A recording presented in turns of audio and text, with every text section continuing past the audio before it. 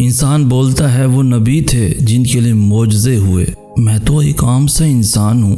اللہ فرماتا ہے ان کا بھی رب میں تھا، تمہارا رب بھی میں ہی ہوں، اور میں تو سب کے لیے ایک جیسا ہوں۔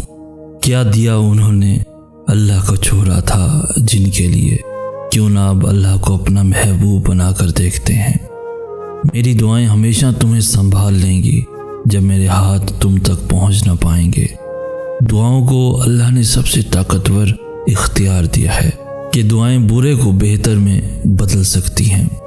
چوٹ دل پہ لگی ہے مگر ہاتھ تو سلامت ہیں، کیوں نہ پھر انہیں دعا کے لیے اٹھا کر دیکھتے ہیں۔ کٹی ہیں کتنی ہی راتیں اداسی میں اپنی، کیوں نہ یہ رات تہجد میں گزار کر دیکھتے ہیں۔ اللہ کو بھلا کر دیکھ لیے ہیں خسارے سبھی، کیوں نہ اس بار خود کو بھلا کر دیکھتے ہیں۔ معجزے ہم بھی اپنے صبر کے دیکھتے ہیں، کیوں نہ ایک بار پھر اللہ کو منا کر دیکھتے ہیں۔ گرے بہت ہیں قدم قدم پہ دنیا کے ہاتھوں، کیوں نہ اب خود کو سجدوں میں گرا کر دیکھتے ہیں۔ چوٹ دل پہ لگی ہے مگر ہاتھ تو سلامت ہیں، کیوں نہ پھر انہیں دعا کے لیے اٹھا کر دیکھتے ہیں۔ لوگ کبھی بھی ان چیزوں کو تم تک پہنچنے سے نہیں روک سکتے جو اللہ نے تمہارے لیے لکھی ہوئی ہیں، پھر وہ کتنی ہی کوشش کیوں نہ کر لے، کتنی ہی جان کیوں نہ مار لے، جو تمہارا ہے وہ صرف تمہارا ہے، اور کوئی بھی اس حقیقت کو بدل نہیں سکتا، کوئی بھی اس حقیقت کو تم سے چھین نہیں سکتا۔ یقین رکھ کر مانگو تو ہی تو جانو گے کہ بہت کچھ اب بھی بدل سکتا ہے، بہت کچھ اب بھی مڑ سکتا ہے، بہت کچھ اللہ کے ایک کن سے رک سکتا ہے، اور بہت کچھ اس کے حکم سے دوبارہ چل سکتا ہے۔ یاد رکھو جس نے تمہارا نصیب لکھا ہے وہ اسے دوبارہ لکھنے کی بھی طاقت رکھتا ہے۔ تو دعا کرتے رہو اور یقین رکھو، پھر دیکھو کیسے اللہ تمہاری آنکھوں کے سامنے تمہارے نصیب کے صفحے پلٹتا ہے۔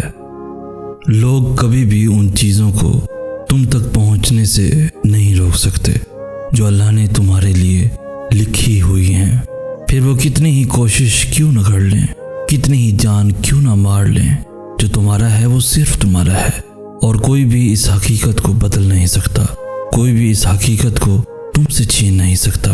جس نے تمہارا نصیب لکھا ہے وہ اسے دوبارہ لکھنے کی بھی طاقت رکھتا ہے۔ تو دعا کرتے رہو اور یقین رکھو، پھر دیکھو کیسے اللہ تمہاری آنکھوں کے سامنے تمہارے نصیب کے صفحے پلٹتا ہے۔ یقین رکھ کر مانگو گے تو ہی تو جانو گے کہ بہت کچھ اب بھی بدل سکتا ہے، بہت کچھ اب بھی مڑ سکتا ہے، بہت کچھ اللہ کے ایک کن سے رک سکتا ہے، اور بہت کچھ اس کے حکم سے دوبارہ چل سکتا ہے۔ وہ جب کن فرماتا ہے تو آخری لمحے میں بھی منزلیں بدل جاتی ہیں۔ اللہ انہی سے محبت کرتا ہے جو نفرت نہیں کرتے، کیونکہ مدد تو اللہ کی طرف سے ہوتی ہے جو سب کچھ کر سکتا ہے، جو چند لمحوں میں تمہاری صدیاں بدل سکتا ہے۔ اللہ تب طاقت بن کر کھڑا ہو گیا جب مانگنے والے تھک کر گر گئے۔ اس نے تب انصاف بھیجا جب ترازو کے پلڑے ناانصافی کی طرف جھکنے لگے۔ اللہ تب خود وسیلہ بن گیا جب دنیا کے سارے وسیلے ختم ہو گئے۔ اللہ نے وعدہ کیا ہے کہ اس کی مدد آئے گی، تو پھر توکل رکھو، اس کی مدد ہم تک ضرور آئے گی۔ یہ بھول جاؤ کہ تم سے کیا ہو سکتا ہے کیا نہیں، اور یہ سوچو کہ تمہارا اللہ کیا کچھ کر سکتا ہے۔ اللہ نے تب اپنے آن دیکھے ذریعوں تک رسائی کے دروازے کھولے جب سارے دکھنے والے ذریعے بند ہو گئے۔ قرآن گواہ ہے کہ اللہ نے ہمیشہ اپنی مدد تب بھیجی جب تقدیریں دعاؤں کے مخالف آ کر کھڑی ہو گئیں۔ پتہ ہے اللہ کب تمہیں بے سکون کر دیتا ہے، جب تم اللہ کو چھوڑ کر دنیا کے پیچھے بھاگنے لگتے ہو، جب تم سب کو یاد رکھتے ہو مگر اللہ کو بھول جاتے ہو۔ تب اللہ وہ ساری دنیا، وہ ساری چیزیں تمہارے ہاتھوں میں تھما کر تمہیں بے سکون کر دیتا ہے۔ پھر ہر شے حاصل کر کے بھی تم خوش نہیں ہوتے، پھر آذان کی آواز تمہارے کانوں تک تو پہنچتی ہے مگر دل تک نہیں پہنچ پاتی۔ یوں اللہ تمہیں بتاتا ہے کہ میں ہوں تو سب ہے، اگر میں نہیں تو کچھ بھی نہیں۔ چاہتیں رکھو لیکن اللہ کی چاہت سے بھر کر نہیں، اپنی پسند مانگو لیکن اللہ کو مانگنے سے پہلے نہیں۔ تم اسے سب سے اول رکھو، وہ معجزوں کے لیے تمہاری دعاؤں کو سب سے اول رکھے گا۔ تم اسے خاص رکھو، وہ تمہارے لیے اپنا کن خاص رکھے گا۔ سکون تو ہمیشہ سے ہمارے پاس ہوتا ہے، لیکن ہم یہ بات تب تک سمجھ نہیں پاتے جب ہم اس سکون کو کھو نہیں دیتے۔ تب پتہ چلتا ہے کہ سکون تو صرف اللہ کے ہونے سے تھا، جسے اپنی خواہشات پانے کے چکر میں ہم نے کب کا کھو دیا، پتہ ہی نہیں چلا۔ اور جب یہ بات ریئلائز ہو جائے تو فوراً واپس لوٹ جانا چاہیے، کیونکہ یہ خیال اللہ کی طرف سے تم تک ایمرجنسی الارم بن کر آتا ہے کہ بس بہت بھاگ لیا، اب واپس جانے کا وقت ہے۔ ٹوٹی ہوئی دوستی اللہ سے دوبارہ جوڑ لینے کا وقت ہے، اور پھر جب رب ہی دوست ہو تو ہچکچاہٹ کیسی؟ بس بھاگ چلو تیزی سے، راستے میں کہیں بھی رکنا نہیں ہے، بس سیدھا اس کے پاس جانا ہے اور معافی مانگ کر اس رشتے کو بچا لینا ہے، کیونکہ وہ اللہ ان سے بہت محبت کرتا ہے جو اپنے اور اس کے رشتے کو بچانے کے لیے سب چھوڑ آتے ہیں، اور وہ بڑا مہربان دوست ہے۔ وہ فوراً معاف بھی کر دیتا ہے اور وہ سب واپس بھی لوٹا دیتا ہے جو تم نے اسے دوستی کی خاطر قربان کر دیا ہوتا ہے۔ پتہ ہے اللہ کو راضی کرنے کا سب سے آسان طریقہ کیا ہے؟ نماز تمہارے اور اللہ کے درمیان موجود ہر فاصلہ ختم کر دیتی ہے، اور اللہ کو اپنے بندے کی سب سے پیاری بات یہی لگتی ہے جب اس کا بندہ اس کے پسندیدہ انداز سے اسے مناتا ہے۔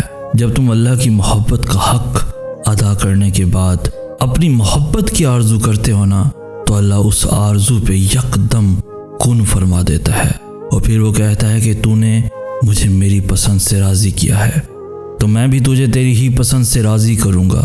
کائنات میں کوئی بھی عمل اور کوئی بھی عبادت ایسی نہیں جو نماز کی طرح اللہ کو فوراً تم سے راضی کر سکے۔